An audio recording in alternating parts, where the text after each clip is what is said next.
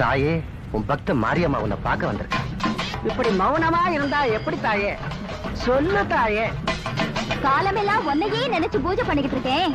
எனக்கே குறை வச்சுக்கிய தாயேன்னு கேட்க வந்திருக்கா. இப்ப நான் அவளை கேக்குறேன். 15 வருஷத்துக்கு முன்னால உன் மாமனார் தர்மகர்த்தாவா இருந்தப்போ இந்த கோயில் சொத்துக்களை எல்லாம் யார் பேருக்கு எழுதி வச்சா? சின்னசாமி கவுண்டர் பேருக்கு எழுதி வச்சுட்டாரு. அந்த சொத்துக்கள் மூலமா வந்த வருவாயில தான் கோயில் திருவிழாவும் குழந்தைகளுக்கு அன்னதானமும் நடந்துச்சு. இப்போ அன்னதானமும் நடக்கல, கோயில் திருவிழாவும் நடக்கல. இது தெய்வ குத்தம் இல்லையா? அப்பா செஞ்ச தப்புக்கு பிள்ளைங்களமா தண்டனை அனுபவிக்கணும்.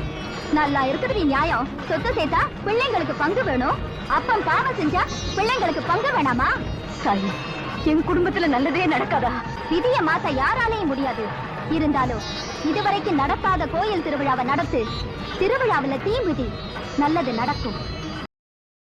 Download ShareChat.